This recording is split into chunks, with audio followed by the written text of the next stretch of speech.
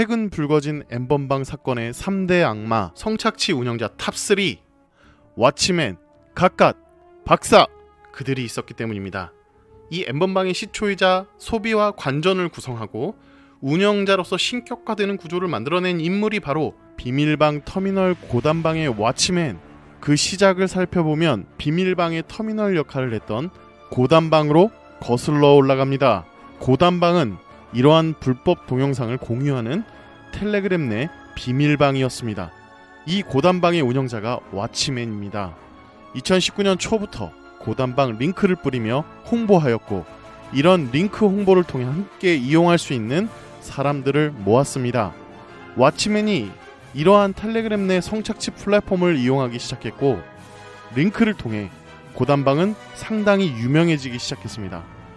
왓치맨은 상당히 많은 유출 영상을 이용하여 신상 공개까지 하며 고단방 회원들에게는 자신은 절대로 안 잡힌다고 강력하게 선언하고 텔레그램 내에서 무법지대처럼 신격화되었습니다. 심지어 고단방 자체 취재를 위해 들어온 기자나 경찰의 존재도 알고 있었으며 이용자들에게 취재하는 기자의 신상을 공개하기도 하고 조롱하였습니다. 그렇게 자신했던 고단방 운영자 왓치맨은 2019년 9월 검거 기소되었고 30대 회사원 전씨로 밝혀졌습니다. 그는 기소된 후 12차례의 반성문을 제출하며 형량을 낮추기 위해 노력했습니다. 하지만 이번 엠번방 사건에 연루된 것이 포착되어 추가 기소가 될 것으로 보입니다. 텔레그램 엠번방을 만들어낸 천재로 칭송받던 시초 갓갓. 왓치맨과 비슷한 시기에 활동하던 운영자로 갓갓이란 신이라 명칭을 사용하는 엠번방의 악의 생태계를 끝없이 확산하는 그 시작의 운영자 갓갓. 트위터 해킹 프로그램을 사용한 범죄자였습니다. AV 스눕이라는 불법 포르노 사이트에 텔레그램 미리 보기 기능이 가능한 자신의 엠번방을 소개하기 위한 예고편을 게시물로 피해자의 신상 정보를 텍스트로 정리하여 1번 방의 피해자 김某某某씨, 이某某某씨라는 실명을 공개하고 나이, 학교, 연락처, 신체 사이즈, 가슴 라인 묘사, 얼굴 인증샷까지 모두 공개하며 더 보고 싶은 사람은 라인으로 2번 방으로 입장하도록 돈을 요구하고 입장료를 내라고 하였습니다. 그렇게 2번 방의 입금자, 입금 확인이 되면 2번 방의 링크를 그 구입자에게 보내게 됩니다. 그리고 2번 방에 모인 사람들에게 2번 방보다 더 센 수익, 더 강력한 영상의 자극을 보여주고 3번 방으로 유인합니다. 그렇게 계속 방을 늘려가며 수익의 차이를 발생시키며 입장료를 받습니다. 초기 1번에서 8번까지 숫자가 늘어난다고 하여 엠번방이라는 이름이 붙고 텔레그램 엠번방이라고 탄생하게 된 것입니다.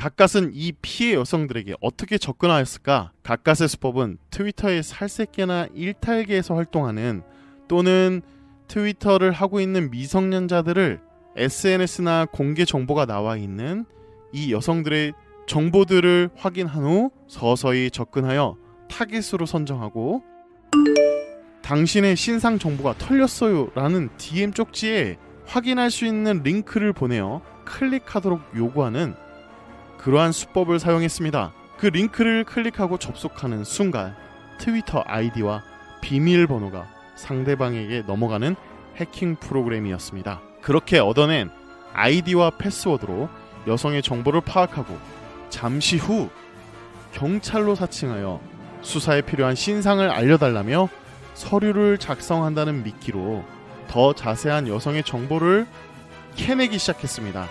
실제 연락처, 주소, 학교 등을 캐내는 수법을 사용했고요. 그리고 정보를 얻어낸 후 돌변하여 피해자의 얼굴이 나오게끔 또는 나체를 찍도록 더 심한 요청을 하며 찍어서 보내면 이 정보를 지우겠다는 그러한 약점을 잡고 올가매는 수법을 사용하여 그 이후 2차 가해, 유포 협박을 통해 더욱 깊은 성착취 영상을 만들어낸 것입니다. 실제로 갓갓의 피해자들은 대부분 중고등학교 다니는 미성년자 청소년들이었습니다. 갓갓은 아직 IP를 추적하고 해외 공조를 통해 갓갓을 잡기 위한 수사가 진행되고 있습니다. 갓갓은 조만간 검거될 것입니다. 텔레그램 박사방의 운영자 박사 등장. 멈출 수 없었던 악마의 삶을 멈춰주셔서 정말 감사합니다. 성착취 동영상을 유포하다가 체포된 조주빈이 남긴 말입니다. 악마의 삶을 살았다는 조주빈. 텔레그램 박사방에서 그는 왓치맨 갓갓의 존재를 잊게 하는, 그야말로 그동안 존재하지 않았던 더 커다란 악마의 모습을 드러냈습니다. 더욱 악랄하게 텔레그램 내 여성 피해자들의 성착취 판매와 유포를 통해 불법 고액 수익을 만든 그러한 인물 박사. 박사방에서는 그가 성착취 동영상을 유포하면 그를 추앙하던 사람들이 그를 향해 존경과 감사를 끊임없이 표현했습니다. 박사는 특정인을, 피해자를 정신적으로 지배하며 쾌감을 느끼는 표현들을 많이 사용했습니다. 텔레그램 박사방은 이전의 음란물 유포와는 분명히 차원이 달랐습니다. 이 엽기적인 범행의 주인공, 체포하고 나니 악마 같은 모습이 아닌 겉모습으로 볼 때 25살의 평범한 청년이었고, 학교 학보사 활동을 하며 보육원이나 장애인 단체에서 봉사활동을 했던 이중인격의 성착취 범죄자였습니다. 박사 조주빈은 주로 여자 화장실 몰카, 성관계 불법 촬영, 수영장 몰카, 탈의실 몰카, 성추행 등 엄청난 양의 성착취 영상물을 공유하며 불법 수익을 만들어냈습니다. 그리고 박사방에는 이에 가담한 수천 명의 공범들이 존재합니다. 박사방에 올라온 피해자들의 동영상 속에는 손가락을 치켜들어 박사의 노예라는 인증 표시를 하는 모습들이 포착되었습니다. 박사가 시키는 대로 가학적인 동영상을 올려야만 했습니다. 스폰 아르바이트 등을 미끼로 피해자를 유인, 얼굴이 나오는 나체 사진을 받아낸 뒤 이를 빌미로 성착취물을 찍도록 협박했습니다. 각각과 다른 방법으로 피해 여성을 낚았습니다. 특히 경제적으로 취약한 여성들을 타겟으로 삼았습니다.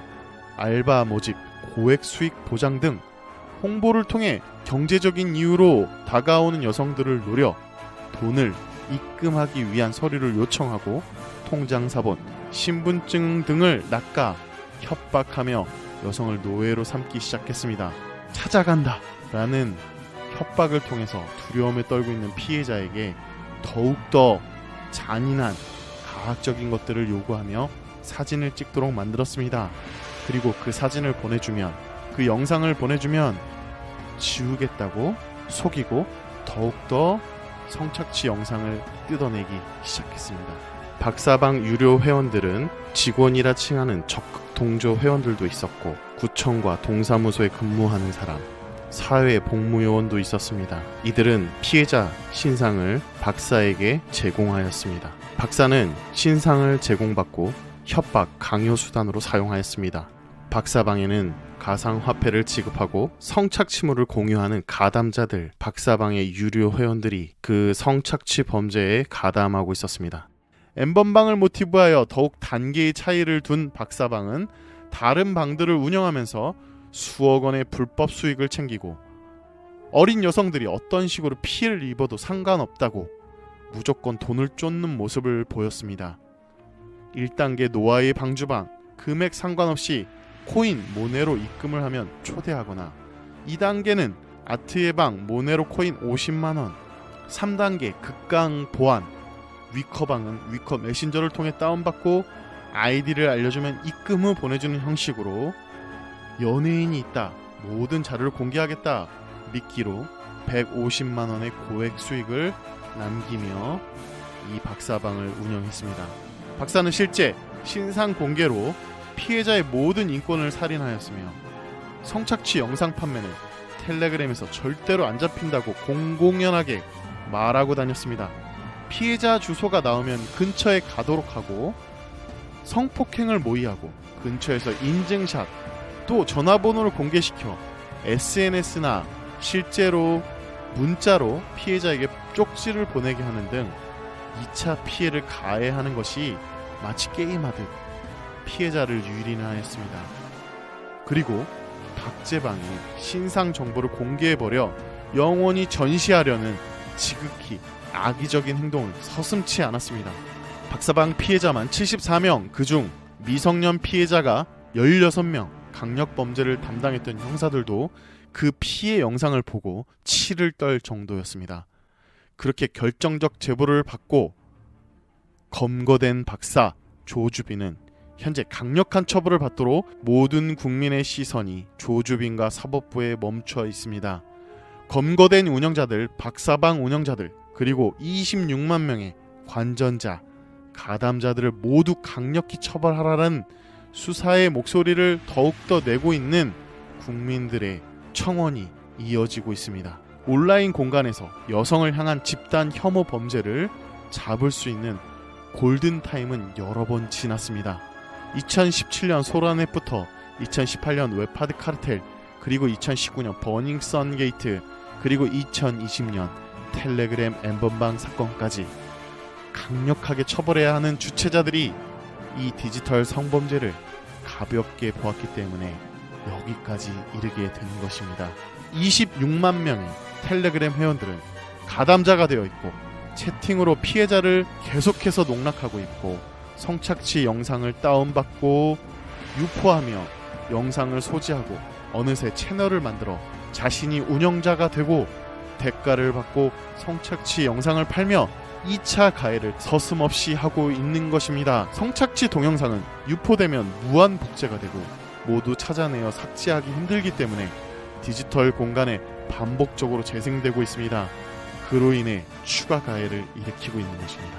이것을 묵인했던 실상이 성범죄 카르텔로 만들어져 괴물이 되었고 추악한 실체가 텔레그램 엠번방으로 드러난 것입니다. 박사 검거 조주빈 2020년 2월과 3월 텔레그램 전담 TF팀 구성으로 수사가 탄력을 받고 운영자들이 검거 소식과 박사방 운영자 조주빈이 검거되었습니다. 박사의 혐의는 아동 청소년 보호 법률 위반, 성폭력 처벌법 위반, 강제추행, 협박, 강요, 사기, 개인정보보호법 위반의 혐의 7개로 중형이 내려질 것으로 예상되며 현재 박사방 운영자 공범인 프로젝트 엠방 로리대장 태범, 붓다, 사마귀, 이기아를 포함 140명이 검거되어 특수본에 송치되었으며 이 중 23명이 구속되었습니다. 박사방 참여자 닉네임 1만 5천여 건이 확인되어 유료 회원들의 수사를 시작으로 곧 검거 행렬이 이어질 것으로 예상됩니다. 그리고 미투 운동의 시작, 서지현 검사가 법무부 디지털 성범죄 TF팀의 팀장으로 합류하며 디지털 성범죄의 뿌리를 뽑는 일에 탄력이 붙을 것으로 예상됩니다. 이제 각각 추적에 에이스 투입을 확정한 경찰은 검거하는 데 시간 문제라고 이야기합니다. 이번에는 다를까? 온 국민의 지지와 관심 속에 엠번방, 박사방 사건의 가해자들이 어떤 처벌을 받게 될지 모두가 주목하고 있습니다. 문제는 검거가 아닌 양형 기준, 처벌을 내리는 법입니다. 어떤 구형과 양형 기준이 적용될지 우리는 그동안 검거되었던 성범죄자들을 다 보았고 얼마나 우리의 기준이 관대했는지, 처벌이 얼마나 내려졌는지 잘 알고 있습니다. 디지털 속의 성범죄는 디지털이라는 이름이 붙었다고 마치 가상에서 벌어진 가벼운 사건, 가상현실의 사건으로 보고 있습니다. 솜방망이 처벌. 디지털 성범죄자들 솜방망이 처벌은 어제 오늘 일이 아닙니다. 2017년 기준 불법 촬영 및 유통을 포함해 아동 청소년을 대상으로 성범죄 중 64.2%가 집행유예를 받았고 징역형을 받은 경우는 6.4%에 불과합니다. 이런 통계로 박사의 강력 처벌은 가능할까? 물론 국민적 관심이 있기 때문에 박사는 강력한 형벌이 구형될 것입니다. 작년 웰컴 투 비디오 아동 포르노 유료 사이트를 운영했던 손모 씨가 받은 1년 6개월의 실형은 우리의 양형 기준과 법적 판단을 그대로 보여줍니다. 아동 포르노 구매자 300명도 공범의 기준이 있었지만 대부분이 기소유예 처분이 내려졌습니다. 디지털 성범죄는 현행법으로 다루기가 어렵습니다. 강력한 처벌이 그래서 필요한 것이고 곳곳에 구멍난 법의 보완이 필요한 것입니다. 링크만 공유했으니까, 누가 만들어 놓은 스티커나 이모티콘 그냥 쓴 거니까, 채팅방 안에 들어있는 음란물을 본 거니까, 성착취 피해물이 공유되었던 엠번방과 파생방에 있던 운영자들과 참여자들이 안심하는 이유입니다. 디지털 성범죄는 진화되었습니다. 이에 맞는 강력한 처벌이 있어야 합니다. 현행 성폭력 처벌법상 타인의 신체를 찍은 사진이나 영상을 동의 없이 유포할 경우 최대 징역 5년 또는 3천만 원 이하의 벌금에 처합니다. 징역 5년도 너무 낮게 느껴지는데 가중처벌의 기준 또한 없습니다. 이러한 경우에는 형이 가중된다, 이런 경우에는 감경한다 등의 내용을 명시해둔 것이 양형 기준인데, 엠번방 범죄처럼 누군가를 협박해 피해 촬영물을 얻어냈거나 아동 청소년을 상대로 협박하여 범죄를 저지른 경우 피해 촬영물을 돈을 받고 판, 이러한 경우까지 처벌의 가중 요소가 될 수 있는 법적 근거가 필요합니다. 사실 미국, 캐나다, 영국 등 다른 나라는 성범죄의 처벌 수위가 높다 하지만 우리는 다른 나라와 비교하며 가기 쉽지 않습니다. 법안이 없으면 만들어야 하고, 처벌 기준이 낮으면 이에 맞는 강력한 처벌을 만들면 됩니다.